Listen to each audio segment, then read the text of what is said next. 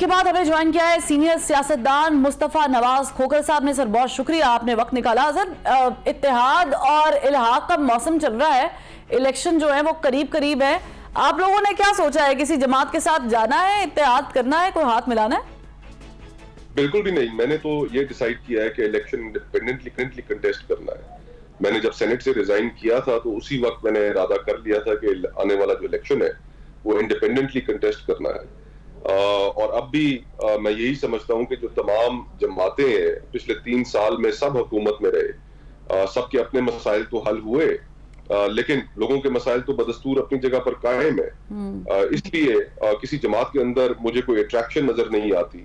سبھی کی ایک ہی گفتگو ہے, دائروں کا سفر ہے جو پاکستان میں 76 سالوں سے جاری ہے. بیساکھیوں کی تلاش ہے, جس کو بیساکھیاں مل گئی وہ خوش ہیں, جن کو نہ ملی تو وہ اپنی آہوزاریاں کر رہے ہیں. تو ان حالات میں تو بہتر ہے کہ الیکشن انڈیپینڈنٹ لڑا جائے. نہیں, ابھی آپ نے بیساکھیوں کا ذکر کیا, تو ابھی بھی کسی کو بیساکھیوں کا سہارا ہے؟ مسلم لیگ نون کے بارے میں آپ کو کوئی شک ہے؟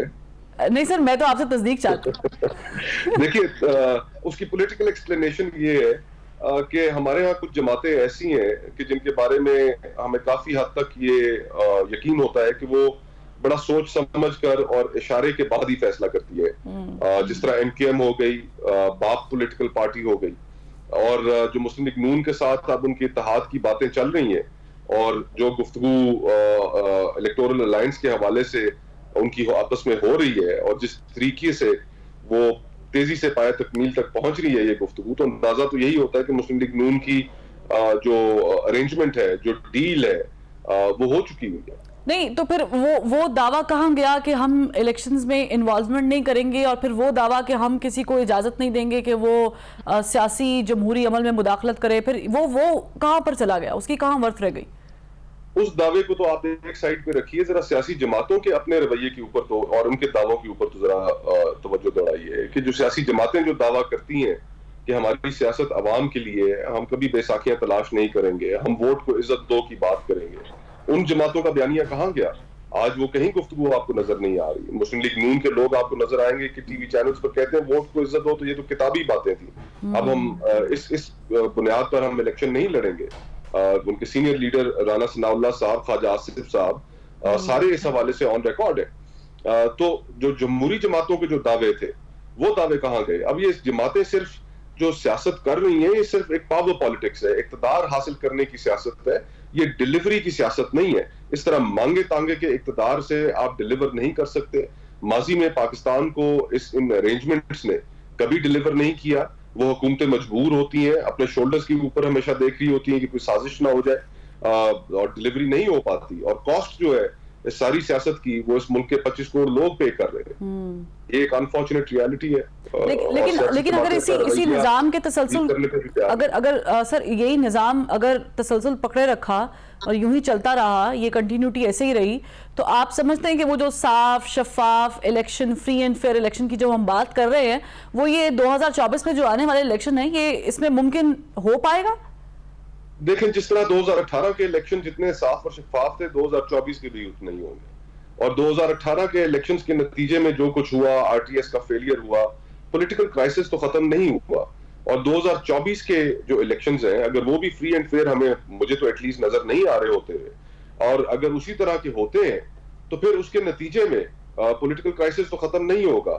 پہلے 8 جماعتیں سڑکوں پہ نکل آئیں, انہوں نے عمران خان صاحب کو حکومت نہیں کرنے دی.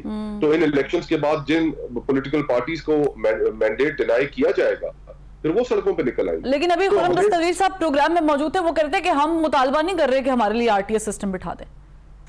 ان کے لیے باقی ساری چیزیں جو ٹھیک کی جا رہی ہیں, طریقہ واردات شاید فرق ہو, لیکن کہانی تو وہی ہوگی. ٹھیک ہے. اچھا, شاہد خاقان نواسی صاحب, ری امیجننگ پاکستان کے پلیٹ فارم سے آپ بڑا اچھا, میں اس کو اچھا اس لیے کہوں گی کیونکہ میں نے اسے پرسنلی ظاہر ہے کہ اٹینڈ کیا بھی ہوا ہے, اور ہم اس چیز کو, کانسیپٹ کو سمجھنے کی بھی کوشش کر رہے ہیں, سمجھ بھی آ رہی ہے.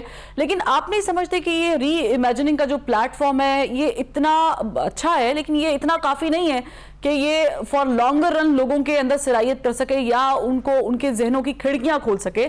آپ کو بالآخر کسی نہ کسی بڑی سیاسی جماعت کا سہارا چاہیے ہوگا. تو ایسے میں کوئی پاکستان پیپلز پارٹی کے ساتھ آپ کے کوئی رابطے ہوئے ہوں, شاہد خاقان نواسی صاحب کو ایم کیو ایم کے رؤف صدیقی صاحب نے اپروچ کیا ہے, تو کوئی ایسا معاملہ آپ سمجھتے ہیں کہ ہے؟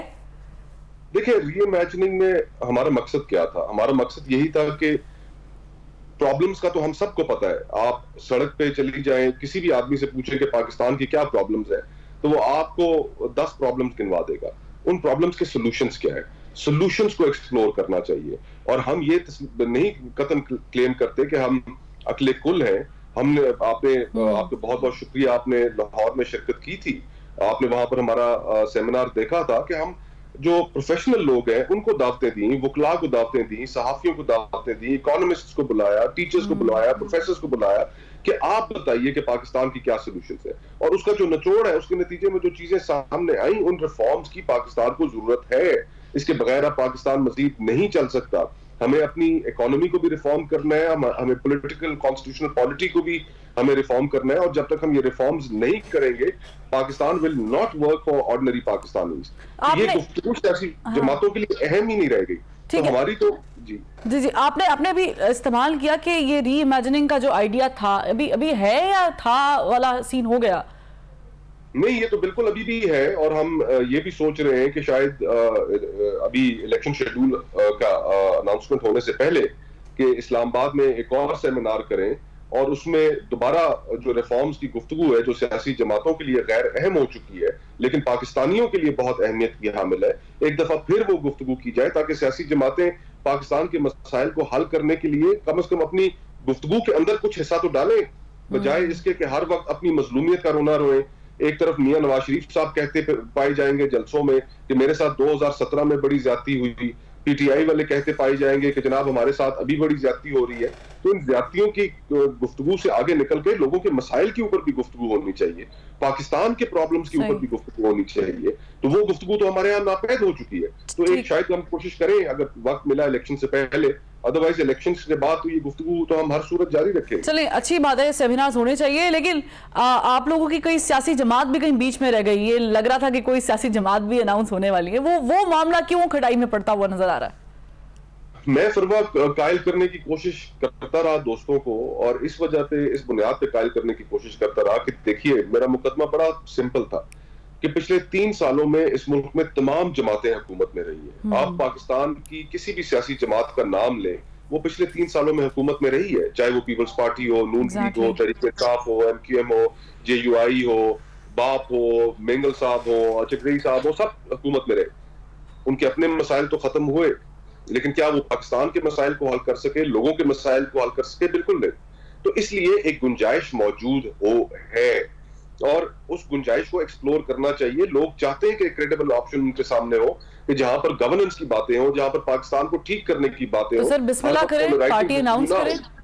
اب تو خیر ٹائم بہت کم ہے، الیکشنز ہمارے سر پر آ گئے اور دوستوں کا میرے آرگیومنٹ کے اگینسٹ ان کا آرگیومنٹ یہ تھا کہ یار اب وقت بہت کم ہے. یہ الیکشنز جو ہیں جس نے انڈیپینڈنٹلی کنٹیسٹ کرنے وہ انڈیپینڈنٹلی کنٹیسٹ کر لے اور اس کے بعد الیکشنز کے بعد یہ اپرچونٹی اور یہ موجود رہے گی. تو پھر ہمیں اس طرف جانب بڑھنا چاہیے. یعنی ہم الیکشن کے بعد مصطفیٰ نواز کھوکر، شاہد خاقان عباسی اور مفتاح اسماعیل صاحب کو ایک پارٹی اناؤنس کرتے ہوئے ایک ساتھ دیکھیں گے انشاءاللہ. Let's hope so. میری تو یہی خواہش ہے. اب پولیٹیکل پارٹی ہم بھلے نہ بنائیں لیکن کوئی اور بن جانی ہے اور ضرور بنے گی کیونکہ یہ گنجائش پیدا ہوگی. یہ خلا کسی نے پر کرنا ہے. ان جماعتوں کے پاس اب وہ کیپیسٹی نہیں رہے گی ڈیلیور کرنے کی. اگر ڈیلیور کرنے کی کیپیسٹی ہوتی تو ڈیلیور کرنا دیتے، کر تو نہیں سکے. یہ ایک ونڈو اور ایک یہ خلا اپنی جگہ پر موجود ہے اور آنے والے جو اگلے چند سال ہیں اس کے اندر پولیٹیکل فورسز بھی ایمرج ہونی ہے. یہ لازم و ملزوم ہے، یہ ہو کے رہے گا انشاءاللہ. ٹھیک ہے، بہت شکریہ مصطفیٰ نواز کھوکر صاحب آپ نے وقت. ناظرین، سیاسی دنگل لگا ہوا ہے اور سیاسی دنگل میں سیاسی پہلوان بھی اترنا شروع ہو چکے ہیں اور لڑائی جو ہے وہ اپنی کنٹینیو کر رہے ہیں. لیکن ظاہر ہے کہ الیکشن کے جیسے سے قریب آئیں گے تو اس میں بہت ساری چینجز آتی رہیں گی، شاید رولز بھی چینج ہو جائیں. بہرحال اجازت دیجیے، اگلے ہفتے پھر ملاقات کرتے ہیں. اللہ حافظ.